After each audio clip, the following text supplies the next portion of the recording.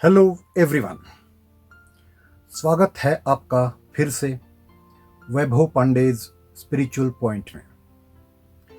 मिटा दे अपनी हस्ती को अगर कुछ मर्तबा चाहे, मिटा दे अपनी हस्ती को अगर कुछ मर्तबा चाहे, कि दाना खाक में मिलकर गुलो गुलजार होता है।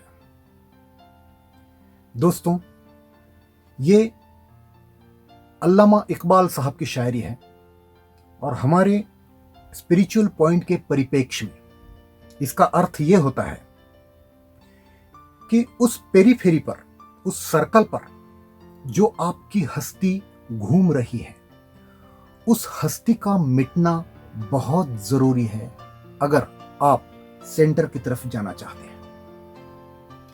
कि दाना खाक में मिलकर गुलो गुलजार होता है।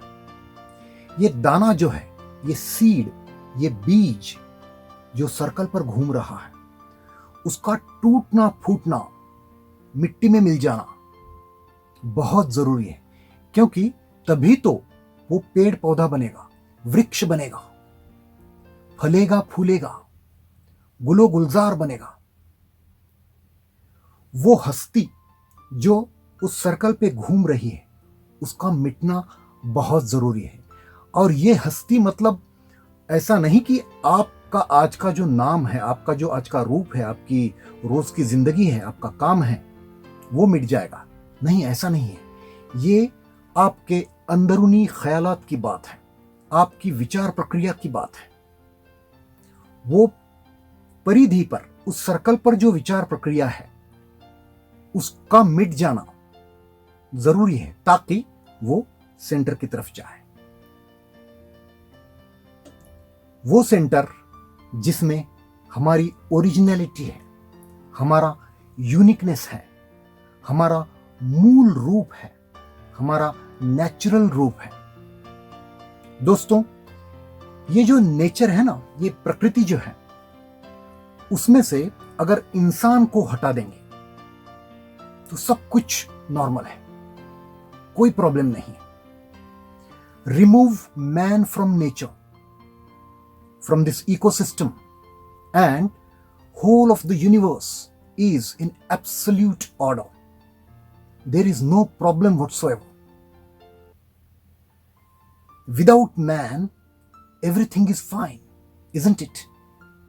ये ऐसा है क्योंकि इंसान को छोड़कर बाकी सब नेचुरल है, प्राकृतिक है। सिर्फ हम ह्यूमन बीइंग्स अननेचुरल हैं, क्योंकि हम उस सेंटर से भटक गए हैं और दूर कहीं पर उस सर्कल पे, उस पेरीफेरी पे घूम रहे हैं।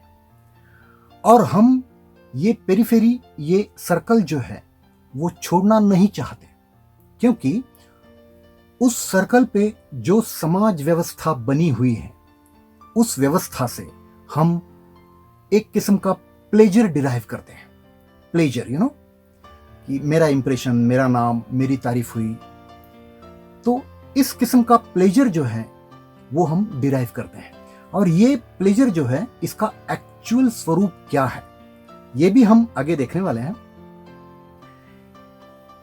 और दोस्तों, इसमें दूसरी बात ये भी है कि इस सर्कल पर जब हम घूमते हैं तो हमारे जो भी प्रॉब्लम्स होते हैं, उनके सॉल्यूशंस भी इस पेरीफेरी पर, इस सर्कल पर हमें मिलते हैं। लेकिन हम ये जानते नहीं हैं कि ये सॉल्यूशंस भी टेम्पररी होते हैं, ये हम जानते नहीं हैं। और इस तरह के सॉल्यूशंस देने वाले बहुत सारे लोग जो हैं, हमें इस पेरीफेरी पर, इस सर्कल पर मिलते हैं। तो आज हम इस तथ्य पर रोशनी डालने वाले हैं कि ये सॉल्यूशंस जो हैं हमारे प्रॉब्लम्स के इस पेरीफेरी पर, ये टेम्पररी क्यों होते हैं, ये आज हमें देखना है। तो आइए हम जानते हैं इस तथ्य को। इस आकृति को देखिए। यहां पर आप देख सकते हैं कि यहां पे बहुत सारे सर्कल्स हैं और एक सेंटर है। अब हर व्यक्ति का सर्कल जो है वो अलग होता है। हो सकता है कि आपका सर्कल जो है वो सेंटर से 100वां, 500वां या 1000वां हो। अब इसमें एक बहुत बड़ा तथ्य यह है दोस्तों कि जिस सर्कल पर प्रॉब्लम क्रिएट हुआ है उसी सर्कल पर वो सॉल्व नहीं हो सकता। फिर से सुनिए मैं क्या कह रहा हूं कि अगर आप एक सर्कल पर हैं और उस सर्कल पर आपका कोई प्रॉब्लम है, जैसे कि डिप्रेशन है या गुस्सा है, तो वो प्रॉब्लम आप अपना कॉन्शियसनेस उसी सर्कल पर रखकर सॉल्व नहीं कर सकते। आपको अपना कॉन्शियसनेस जो है उसको उन्नत करना पड़ेगा, विकसित करना पड़ेगा और अंदर के सर्कल पर लेके आना पड़ेगा। देखिए, आज आप जिस सर्कल पर हैं उस सर्कल पर आपका एक नजरिया है। लोगों को, चीजों को, रिलेशनशिप्स को, घटनाओं को देखने का एक आपका पर्सपेक्टिव बना हुआ है, एक नजरिया बना हुआ है। और जब आप अपने कॉन्शियसनेस को विकसित करके, उन्नत करके, तो होता यह है कि आपका वो नजरिया जो है वो बदल जाता है, पर्सपेक्टिव आपका बदल जाता है।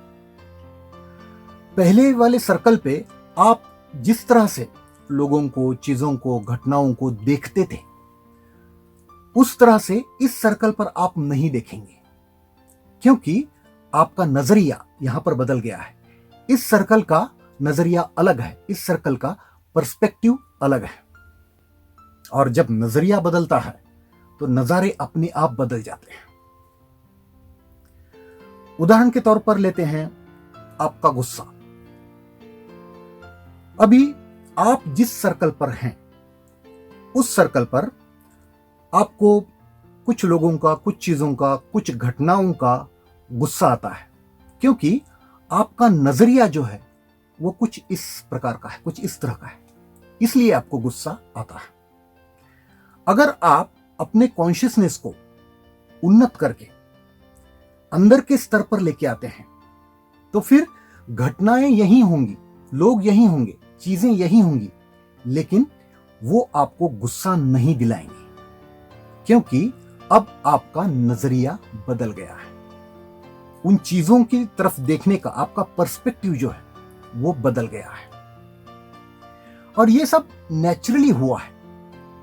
आपने गुस्से के साथ कुछ नहीं किया है, आपने अपने कॉन्शियसनेस को विकसित किया है, उन्नत किया है, और इसलिए आपका नजरिया बदल गया है और उसके बाद फिर वो नजारा भी बदल गया। ऐसा कुछ हुआ है। अब आइए इस चित्र को देखिए। How it is a matter of perspective. आप देख सकते हैं इस चित्र में कि कैसे यहां पर एक ही ऑब्जेक्ट है और उस ऑब्जेक्ट के, उस चीज के अलग अलग इमेजेस हैं, अलग अलग एंगल से।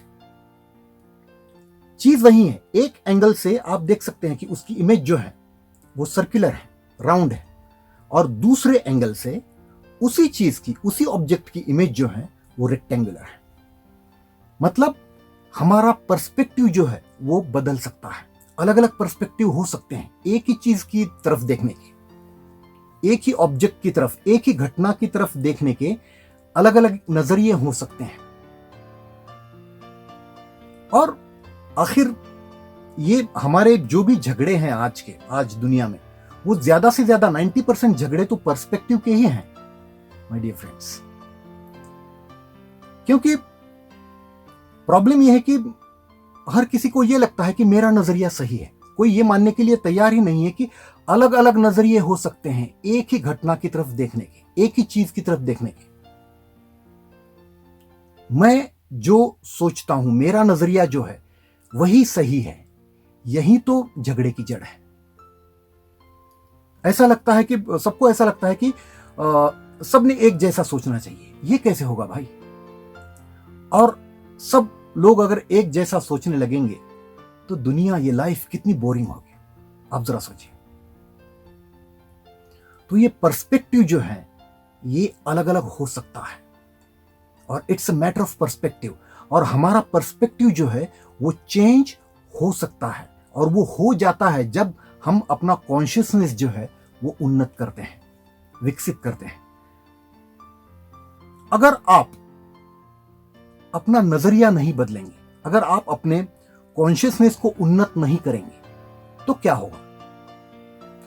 तो फिर आप आपके सर्कल पे ही घूमते रहेंगे और उस सर्कल पे आपके जो भी प्रॉब्लम्स हैं, उन सभी प्रॉब्लम्स को आपको सॉल्यूशंस भी मिलेंगे उस सर्कल पे, नहीं ऐसी बात नहीं है। लेकिन ये सभी सॉल्यूशंस जो है वो टेम्पररी रहेंगे, क्योंकि आपका नजरिया तो बदला ही नहीं है ना, आपका पर्सपेक्टिव तो वही है चीजों की तरफ देखने का।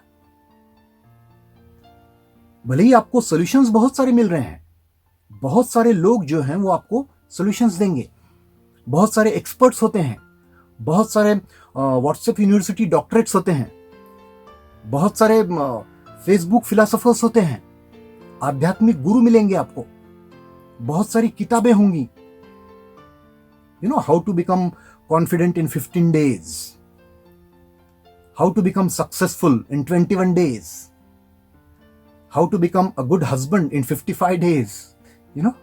आई don't know how they do it, लेकिन इस तरह की किताबें आपको मिलेंगी, इस तरह के ओपिनियंस, इस तरह के सॉल्यूशंस आपको मिलेंगे। अभी आपको एक बात बताऊं दोस्तों, कि ये जो सॉल्यूशंस देने वाले आपको सॉल्यूशंस देने वाले होते हैं, एक प्रॉब्लम ये है कि ये कौन से सर्कल पे है ये हमको मालूम नहीं है। हो सकता है कि ये किसी और सर्कल पे हो, दूसरे सर्कल पे हो। अब नेचुरली उनका नजरिया अलग है, और हो सकता है कि वो ऑनेस्टली अपना ओपिनियन, अपना सॉल्यूशन जो है वो आपको दे रहे हो, लेकिन चूंकि उनका सर्कल ही अलग है, उनका नजरिया ही अलग है चीजों की तरफ देखने का, तो फिर वो जो सॉल्यूशन दे रहे हैं वो आपके ऊपर कैसे लागू हो सकता है? क्योंकि आपका सर्कल अलग है, इसलिए आपका नजरिया भी अलग है, तो आपके लिए सॉल्यूशन भी अलग होना चाहिए। तो ये लोग जब सॉल्यूशन आपको ऑफर कर रहे हैं, तो हो सकता है कि ये आपके ऊपर लागू ना हो। तो फिर यहां पे क्या हो रहा है सर्कल पे? जब आप अपना कॉन्शियसनेस उन्नत नहीं कर रहे हैं, तो फिर आपको सॉल्यूशंस तो मिल रहे हैं, लेकिन आपका नजरिया नहीं बदला है। और इस सॉल्यूशंस को आप इस तरह से लेकर चल रहे हैं कि जैसे हो सकता है कि आपको फिर प्रिटेंड करना पड़े, आपको ये जताना पड़े दुनिया को और अपने आप को भी कि नहीं, प्रॉब्लम सॉल्व हो गया है, मैंने गुस्से पे काबू पा लिया है। ऐसा आप प्रिटेंड करेंगे, आप ऐसा ढोंग करेंगे, लेकिन वास्तविकता में क्या हो रहा है? वो गुस्सा जो है, वो एनर्जी जो है, वो जस की तस है। आपने गुस्से को कंट्रोल नहीं किया है, आपने अपने बाहरी बर्ताव को, बाहरी एक्शन को कंट्रोल किया है। गौर से सुनिए मैं क्या कह रहा हूं। आपने गुस्से को कंट्रोल नहीं किया है, आपने गुस्से को दबाकर आपका बाहरी बर्ताव जो है, बाहरी एक्शन, कृति जो है, उसको कंट्रोल किया है।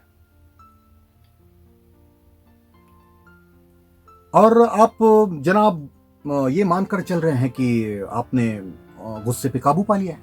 ये तो बड़ी अजीब बात हुई। आपका जो नेचुरल रूप है, आपके अंदर छुपा हुआ जो आपका एक नेचुरल बीइंग है, इनर वॉइस है, वो तो कहता होगा कि यार कितना झूठ बोलोगे तुम, क्योंकि आपने गुस्से पे नियंत्रण किया ही नहीं है। आप तो एक्टिंग कर रहे हैं कि आपने गुस्से पे नियंत्रण किया है। ये एक्टिंग है, ये आप अच्छे अभिनेता बन गए हैं। तो ऐसी स्थिति में उस गुस्से को तो फिर से उभर कर आना ही है, और वो जो उभर कर आएगा बाद में, वो और ज्यादा ताकतवर बनकर आएगा, और ज्यादा फोर्सफुली आएगा, क्योंकि आपने काफी दिनों तक उसको दबा के रखा हुआ था, सप्रेस करके रखा हुआ था। तो वो एनर्जी जो है वो एक्यूमुलेट हो गई है अंदर, उसका संचय हुआ है उस एनर्जी का। It is waiting for an opportunity to explode this energy. It is just waiting for the right time to resurface. तो ये कभी ना कभी होने वाला है, इसलिए वो टेम्पररी है। जो भी सॉल्यूशंस आपको इस सर्कल पर मिलेंगे, इस पेरिफेरी पर मिलेंगे, वो टेम्पररी रहेंगे। आपके प्रॉब्लम सॉल्व नहीं हुए हैं, आप सिर्फ एक्टिंग कर सकते हैं कि वो सॉल्व हो गए हैं। और इसी एक्टिंग से, इसी ढोंग से, इसी प्रिटेंशन से हमारी ये समाज व्यवस्था बनी हुई है। ये जो समाज व्यवस्था है हमारी, ये एक आभासी प्रतिमाओं का मेल है। ये कई इमेजेस का खेल है। जब मैं ये कहता हूं कि तुम मेरे दोस्त हो, या फिर तुम मेरी पत्नी हो, तुम मेरे और कुछ हो, तो ये इंटरेक्शन जो है वो दो इमेजेस में इंटरेक्शन है, इसमें वास्तविकता नहीं है। हम इमेजेस की दुनिया में जीते हैं। इसी एक्टिंग से, इसी ढोंग से उभरी सफलता की हम पूजा करते हैं। इसी ढोंग से उभरी असफलता को हम कोसते हैं। जैसे सब कुछ नींद में, सपने में हो रहा है।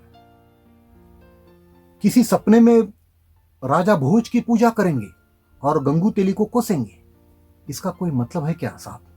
आप बताइए। इस नींद से, इस सपने से जगना मतलब हमारे कॉन्शियसनेस को उन्नत करना है, हमारे कॉन्शियसनेस को सेंटर की तरफ लेके जाना।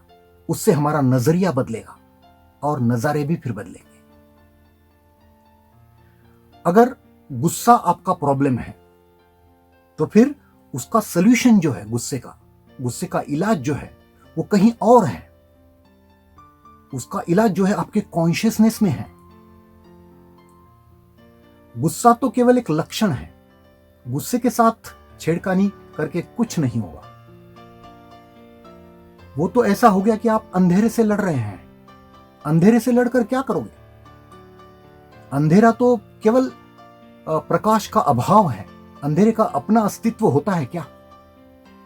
Darkness is just the absence of light. Darkness doesn't have its own existence, so you cannot fight the darkness. अंधेरे से कैसे लड़ोगे? तलवार से लड़ोगे? वहां पे तो कुछ है ही नहीं। वो तो एक अभाव है प्रकाश का। इसी तरह से हमारा गुस्सा जो है, या और कोई भी हमारी भावना हो, कुछ भी हो, कोई भी प्रॉब्लम हो हमारा, वो तो केवल एक लक्षण है। उस लक्षण की जड़ जो है, उस प्रॉब्लम की जड़ जो है, वो आपके कॉन्शियसनेस में है। कॉन्शियसनेस को रेज करना पड़ेगा, कॉन्शियसनेस को उन्नत करना पड़ेगा। और अगर आज आप इतना भी सोचते हैं कि इस कॉन्शियसनेस को कैसे उन्नत किया जाए, तो ये बहुत बड़ी बात है। आप उस दिशा में ऑलरेडी फिर मुड़ चुके हैं। तो दोस्तों, आज हम देख चुके हैं कि किस तरह से हमारे प्रॉब्लम्स जो है उस पेरिफेरी पर, उनका स्वरूप जो है वो टेम्पररी होता है। अगले वीडियो में हम ये देखने वाले हैं कि वो प्लेजर जो हम डिराइव करते हैं इस सर्कल पे, उस प्लेजर का एक्चुअल स्वरूप कैसा है, क्या है वो प्लेजर। हमें तो बड़ा अच्छा लगता है कि जब हमें प्लेजर मिलता है, जब हमारी तारीफ कोई करता है तो हमें बड़ा अच्छा लगता है, लेकिन उसका एक्चुअल स्वरूप क्या है, क्या उसमें छुपा हुआ है, ये हम देखने वाले हैं। और ये देखना हमें जरूरी इसलिए है ताकि आप, वो जो बात हो रही थी ना शुरुआत में कि दाना खाक में मिलकर गुलो गुलजार होता है, वो दाना जो है वो सर्कल पे घूमने वाला, उसको टूटना फूटना जरूरी है। आपको ये जानना जरूरी है कि वो प्लेजर का एक्चुअल स्वरूप क्या है, और प्रॉब्लम्स को जो टेम्पररी सॉल्यूशंस मिल रहे हैं वो भी किस तरह से टेम्पररी है, ये भी जानना जरूरी था। तो अगले वीडियो में हम ये देखने वाले हैं कि प्लेजर का एक्चुअल स्वरूप क्या है, वो भी टेम्पररी कैसे होते हैं। धन्यवाद।